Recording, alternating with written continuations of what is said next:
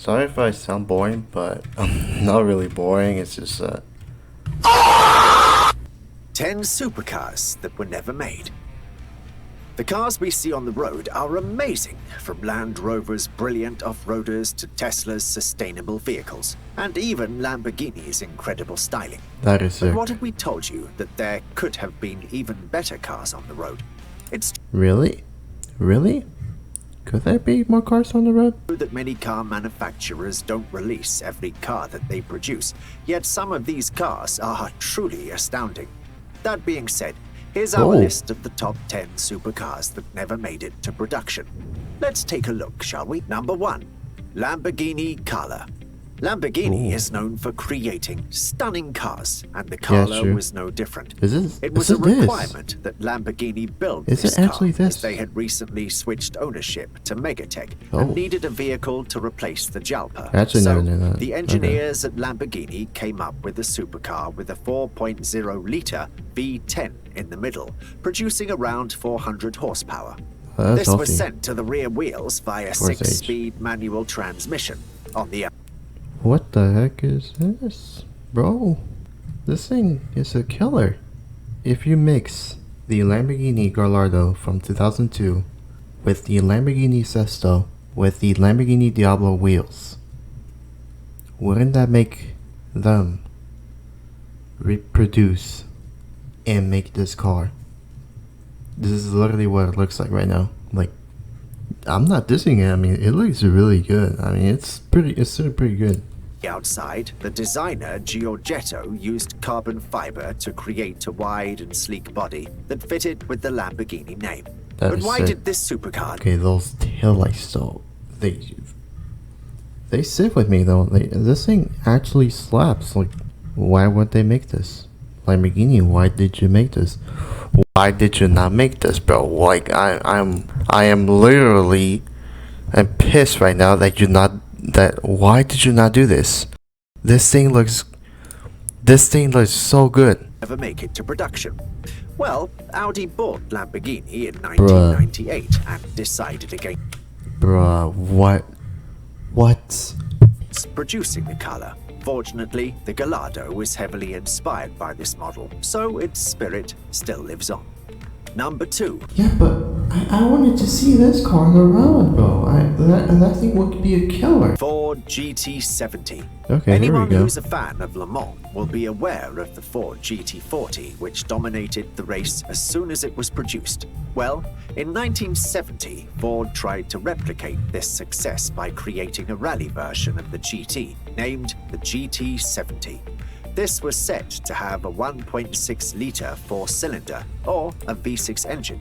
The car was all Okay. but ready to go and was even used in the 1970s. I think this car is mostly made for straight on rally, pretty much. 71 Ronde Kevenol Rally, located in France. However, Roger Clark, the driver, noticed several problems with reliability. Oh my god, man. What is wrong with reliability, man? As such, Ford made the decision to stop production after only 6 GT40s were made. Number 3. Chevroletairevet. Okay, before I'm gonna react to this, I already know the spec on this thing. Yep. This is like futuristic look. Nothing other than stunning. It featured gull-wing doors, sleek bodywork, and a futuristic window design.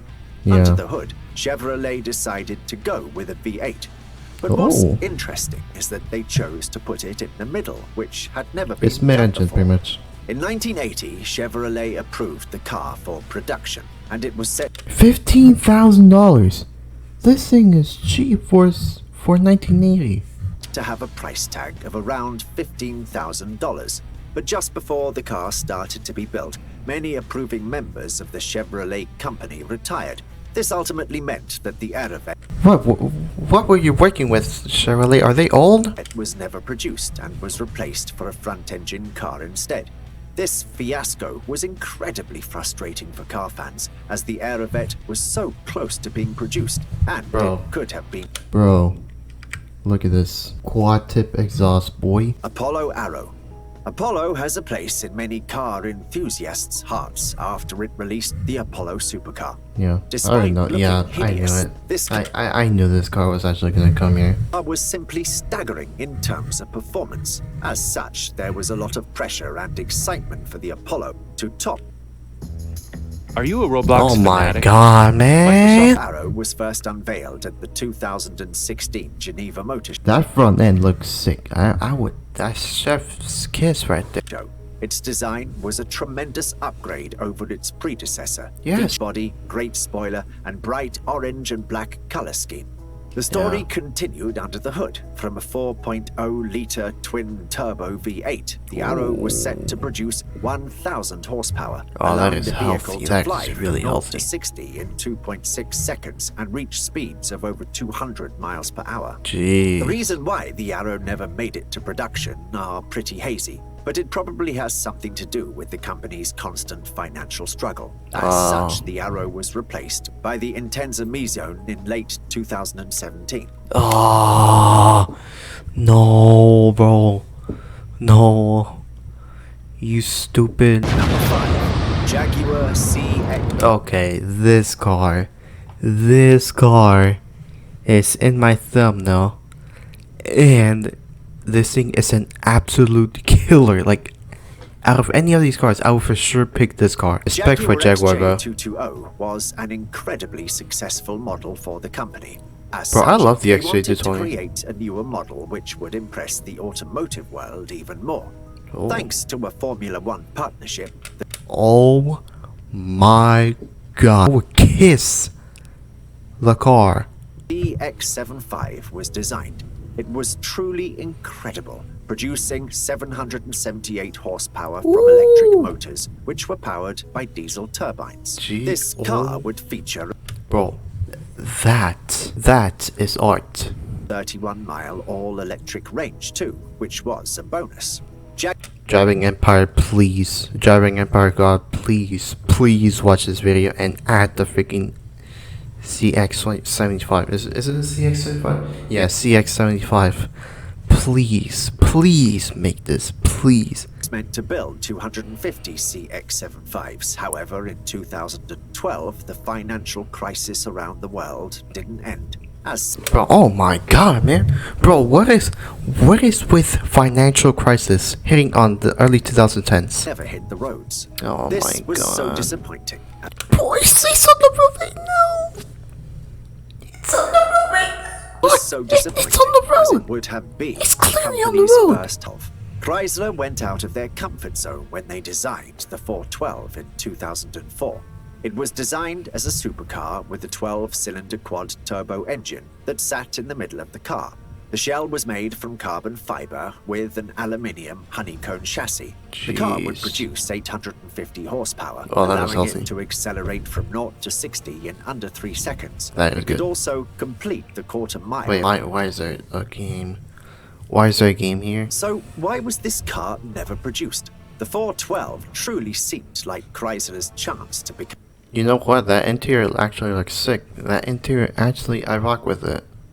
competitive in the supercar world and rival its American competitors. However, the managers of Chrysler didn't think so, as they decided to stop production just as Bruh. it was about to hit the roads. Bruh. This was seriously disappointing news.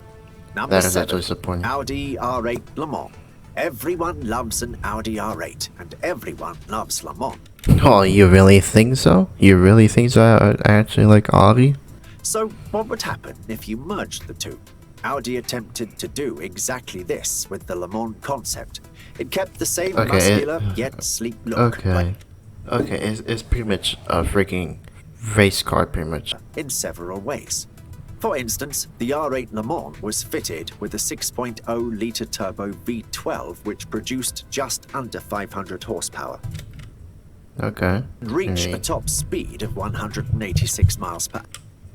I mean, like, Truly staggering, especially when you consider that this was a diesel supercar and these Oh. numbers had never been reached with such a vehicle. So why was the R8 Le Mans never produced? Well, The Le Mans was only ever a concept, and it seems that Audi decided to pursue other ideas. It's a which good meant concept. That the R8 Le Mans was left on the shelf and forgotten about. Number 8. It's a good Aston concept. Bulldog. In 19... Okay, which company names their car a Bulldog? 1979, the Aston Martin Bulldog was designed by William Towns, featuring a futuristic William Towns, I hope you actually changed that name. That name sucks. just 25 models. Oh, The car would okay. feature a 5.3-litre V8, giving the car a whopping 600 horsepower. It was said to reach speeds of over 200 miles per hour, but I'm not excited about it. I'm gonna skip this. You know what? I'm gonna skip it. Volkswagen W12. Oh, okay, VW here we go. decided to try its luck in the supercar market in 1997 by creating the W12 Synchro. This used a W12 engine that could later be found. Okay, what? Okay. This engine is literally big. I'm questioning right now, how does this engine actually fit on the car? It's really massive. Found on models such as the Bentley Continental GT. Despite the massive engine, the original W12 could only produce 420 horsepower. Bro, oh my god, man. Bro, 400 horsepower. You're telling me that this car produces... Yeah, it's a massive engine. This was later improved by the W12 Nardo, which would produce just under 600 horsepower. Bro, I didn't realize the doors actually they go up for this car. I mean, 60 in under 4 seconds and could reach speeds of up to 221 miles per hour. The only reason that these cars were never mass-produced is that VW decided to create the Bugatti badge. This company became their supercar brand, and everyone knows the story from there. So, unlike the other cars on this list, the W12 had a happy ending. Number 10. it did not have a happy ending. I literally wanted to see this car on the road. Maybach has always been a car company of luxury Maybach. and comfort, but in 2005, they decided to try their It's luck by Mercedes. creating a supercar known as the Accelero. This car could reach Okay. speeds of around 220 miles per hour thanks to a 5.9-litre V12 with 100 horsepower. It would also accelerate from Okay, firstly, why are there like spider webs on this car? to 700 horsepower. It would also accelerate from 0 to 60 in just 4.4 seconds.